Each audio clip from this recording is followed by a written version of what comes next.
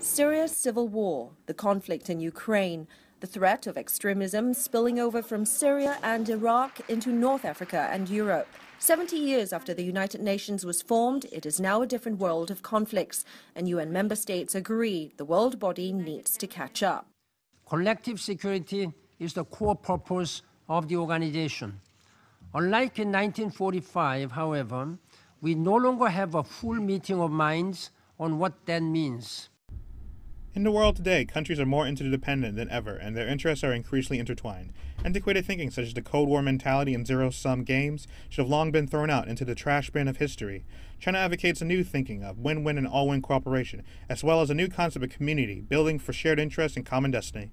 3 themes emerged from this open debate: better prevention of conflicts, a more unified response to addressing disputes, and adjusting international action to deal with evolving threats. Consider Syria.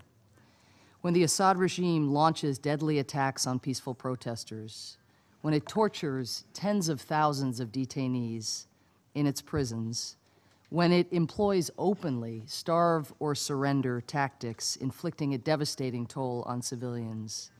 Amid all of this, divisions among member states continue to prevent the Council from taking action to stop the regime from attacking civilians, or even speaking in one voice to condemn the violence and call for meaningful accountability. As a result, we've let down the people at the heart of the Charter.